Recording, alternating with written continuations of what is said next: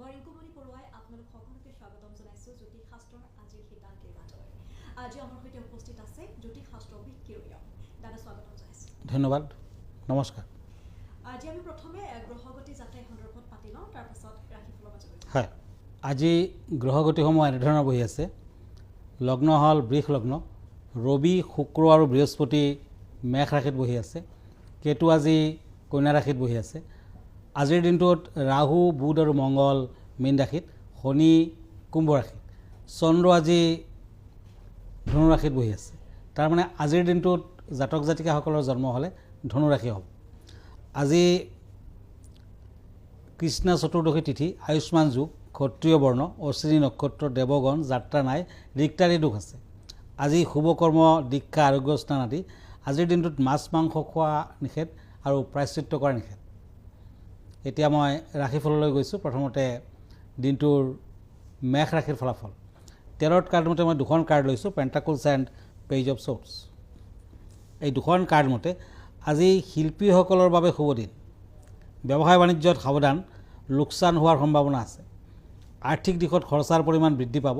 পাৰিবাৰিক সমস্যাই দেখা দিব পাৰে। যান বাহনৰ পৰা সাৱধানতা বজাই ৰাখক। আজিৰ দিনটোত বিদ্যাৰ্থীসকলৰ শুভ ফল। গ্ৰীণ কালাৰ লাকি কালাৰ, আনলাকি কালাৰ হ'ব পাৰ্পল কালাৰ। এতিয়া বৃষ ৰাশিৰ তৰাছ, কাপছ এণ্ড ওৱান্স।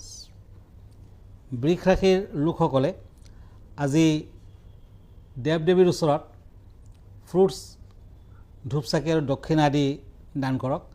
আজি ৰাজনীতিবিদসকলৰ ব্যস্ততা বৃদ্ধি।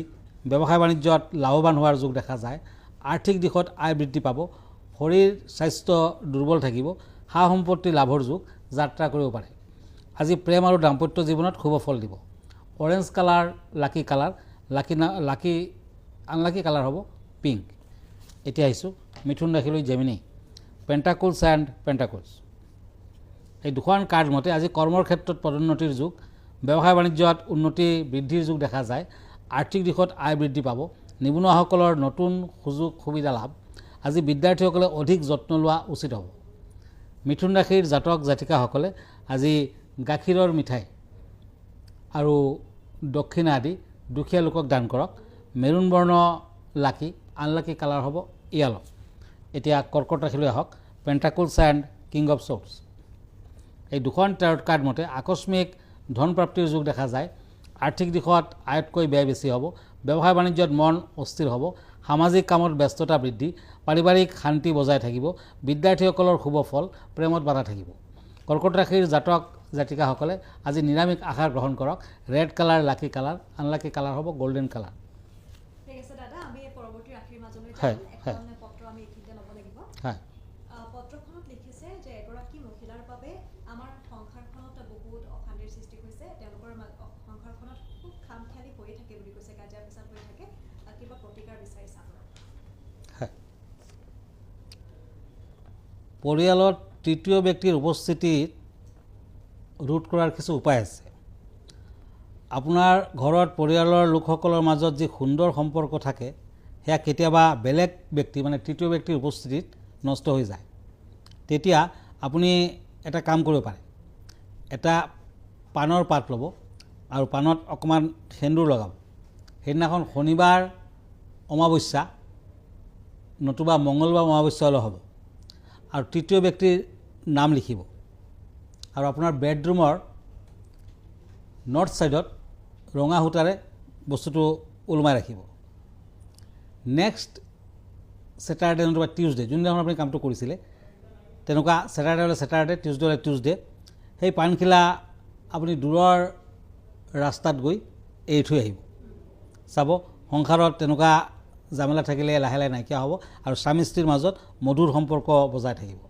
আৰু এটা ৰত্ন পোৱা যায়, সেই ৰত্নটো হৈছে আনকাট জেড। মই দেখুৱাই আছোঁ আপোনাক। যদি এই আনকাট জেডটো আপুনি পিন্ধিব পাৰে, তেতিয়া স্বামী নতুবা স্ত্ৰী আকৰ্ষণ হয়।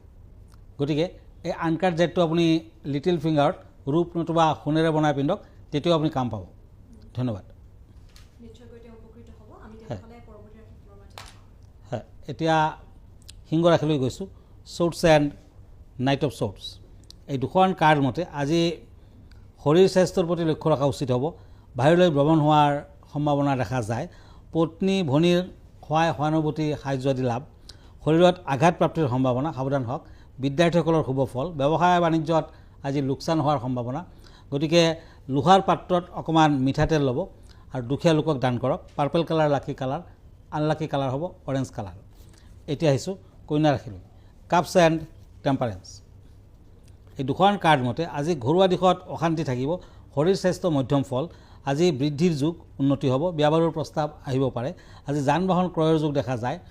আৰ্থিক দিশত খৰচা পাতি বৃদ্ধি পাব, প্ৰেমত সাৱধান হওক। আজিৰ দিনটোত হোৱাইট কালাৰ লাকি কালাৰ, আনলাকি কালাৰ হ'ব ব্লু কালাৰ। এতিয়া আহিছোঁ তুলা ৰাশিলৈ। কাপছ এণ্ড শ্বৰ্টছ, এই দুখন কাৰ্ড মতে আজি কৰ্মস্থানত পৰিৱৰ্তনৰ যুগ দেখা যায়, ব্যৱসায় বাণিজ্যত লাভৱান হ'ব। আজিৰ দিনটোত আৰ্থিক দিশত আয় বৃদ্ধি পাব। অচিনাকি ব্যক্তিৰ পৰা সতৰ্কতা অৱলম্বন কৰক। বিদ্যাৰ্থীসকলে অধিক যত্ন লোৱাটো উচিত হ'ব। আজিৰ দিনটোত প্ৰেমত শুভ ফল, পাৰিলে দিন দুখীয়াক দান ধ্যান কৰক, শুভ ফল পাব। পিংক কালাৰ লাকি কালাৰ, আনলাকি কালাৰ হ'ব ক্ৰীম কালাৰ।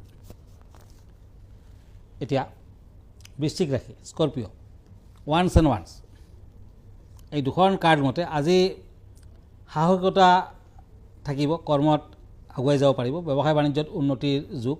আজিৰ দিনটোত বাধা বিঘিনিৰ মাজেৰেও লাভৰ যুগ, আকস্মিক দুৰ্ঘটনা আঘাতপ্ৰাপ্তি আদিৰ সম্ভাৱনা, সাৱধান হওক। তামৰ আঙুঠি পিন্ধক।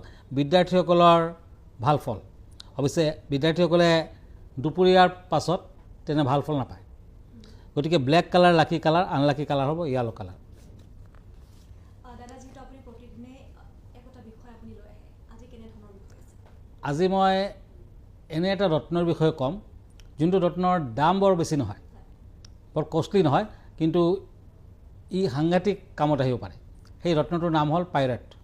গতিকে আজি পাইৰেট ৰত্নটোৰ বিষয়ে দুই এষাৰ। Pyrite chemical formula FeS2, iron disulphide, সূৰ্যগ্ৰহৰ উপৰত্ন। কথাতে আছে বিশ্বাসে মিলয় বস্তু, তৰ্কে বহুদূৰ। পাইৰেট পাথৰে জীৱনত সৌভাগ্য কঢ়িয়াই আনে। যিকোনো ৰাশিৰ ব্যক্তিয়ে এই ৰত্ন ধাৰণ কৰিব পাৰে। জ্যোতিষশাস্ত্ৰৰ মতে সোণালী ৰঙৰ পাইৰেট ৰত্নই ঋণৰ পৰা মুক্তি দিব পাৰে।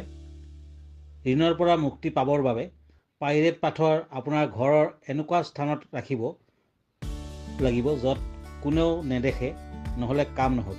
পাইৰেট ৰত্নৰ ব্যৱহাৰে ঘৰখনত সুখ সমৃদ্ধি আনে আৰু সফলতা কঢ়িয়াই আনে। যিসকল ব্যক্তিয়ে সঠিক সিদ্ধান্ত সঠিক সময়ত ল'ব নোৱাৰে, এই ৰত্নৰ ব্যৱহাৰে সিদ্ধান্ত লোৱাৰ ক্ষমতা বঢ়ায়। এই ৰত্নৰ ব্যৱহাৰে ব্যক্তিৰ মনৰ ভিতৰৰ পৰা সাহস আনে। যদি কোনো ব্যক্তিৰ ব্যৱসায়ত লোকচান হৈ থাকে, তেন্তে অফিচত পাইৰেট ৰত্ন ৰাখি থ'লে নকাৰাত্মক শক্তি দূৰ কৰি ব্যৱসায়ত বঢ়োৱাত সহায়ক হয়। আৰু যিহেতু আপুনি ভিডিঅ'টোৰ জৰিয়তে খুব সুন্দৰকৈ বুজাই দিছে যে এই ৰত্নটো কেনেধৰণৰ হয় বা কেনেধৰণে পৰিধান কৰিব লাগিব, আটাইখিনি বুজাই দিছে। আৰু যিসকল লোক সমস্যাৰ সন্মুখীন হৈছে তেওঁলোকে নিশ্চয়কৈ উপকৃত হ'ব। আমি তেনেহ'লে পৰৱৰ্তী ৰাশিফলৰ মাজলৈ যাম। হয়, এতিয়া ধনু ৰাশিলৈ আহক। ওৱান্স এণ্ড পেণ্টাকলছ, এই দুখন কাৰ্ড মতে আজি কৰ্মৰ ক্ষেত্ৰত সহকৰ্মীৰ লগত মতবিৰোধ হ'ব পাৰে। আৰ্থিক দিশত আয় বৃদ্ধিৰ যুগ, ব্যৱসায় বাণিজ্যত লাভৱান। আজি সামাজিক কামত শুভ যুগ, শৰীৰ স্বাস্থ্য মধ্যম। আজি প্ৰেমত সাৱধান হওক, কোনোবাই বিশ্বাসঘাতকতা কৰিব পাৰে। আজিৰ দিনটোত গল্ডেন কালাৰ লাকি কালাৰ, আনলাকি কালাৰ হ'ব পাৰ্পল কালাৰ। এতিয়া আহক মকৰ ৰাশিলৈ। কেপ্ৰিকৰ্ণ, শ্বৰ্টছ এণ্ড শ্বৰ্টছ, আজি শত্ৰু বৃদ্ধি হ'ব। আজি ব্যৱসায় বাণিজ্যত সাৱধান থাকক, কৰ্মৰ ক্ষেত্ৰত সফলতাৰ যুগ। আৰ্থিক দিশত খৰচা পাতি বৃদ্ধি পাব, বিয়া বাৰুৰ প্ৰস্তাৱ আহিব পাৰে। অৱশ্যে বিদ্যাৰ্থীসকলে অধিক যত্ন ল'ব লাগিব। প্ৰেম আৰু দাম্পত্য জীৱনত শান্তি বজাই থাকিব। আজিৰ দিনটোত লাকি কালাৰ হ'ব য়েলো, আনলাকি কালাৰ হ'ব ব্লেক কালাৰ। এতিয়া আহিছোঁ কুম্ভ ৰাশিলৈ। ওৱান্স এণ্ড ওৱান্স, শনিৰ প্ৰভাৱ আছে। ক'লা ঘোঁৰাৰ নাল মধ্যমাত ধাৰণ কৰক। আজি পত্নীৰ মতামতক প্ৰাধান্য দিলে লাভৱান হ'ব। কৰ্মৰ ক্ষেত্ৰত শুভ, ব্যৱসায় বাণিজ্যত লোকচান হ'ব পাৰে। আৰ্থিক দিশত আয় বৃদ্ধি, বিদ্যাত মধ্যম ফল। প্ৰেমত বাধা থাকিব, শৰীৰ স্বাস্থ্য মধ্যম। আজিৰ লাকি কালাৰ হ'ব ব্লেক, আনলাকি কালাৰ হ'ব গ্ৰীণ। এতিয়া আহিছোঁ মীন ৰাশিলৈ। শ্বৰ্টছ এণ্ড পেণ্টাকলছ, এই দুখন কাৰ্ড মতে আজি কৰ্মৰ ক্ষেত্ৰত যোগ্যতা বজাই ৰখাৰ বাবে চেষ্টা কৰক। আজি কাৰোবাৰ বাবে মনত দুখ আহিব, ভাই ভনীৰ কথাত সুখী হ'ব পাৰে। ব্যৱসায় বাণিজ্যত উন্নতি লভিব। আৰ্থিক দিশত সতৰ্কতা অৱলম্বন কৰক। ভ্ৰমণৰ যুগ দেখা যায়, প্ৰেমত শুভ ফল। মীন ৰাশিৰ জাতক জাতিকাসকলে আজি দান ধ্যান কৰক। লাকি কালাৰ হ'ব ক্ৰীম কালাৰ, আনলাকি কালাৰ হ'ব গল্ডেন কালাৰ।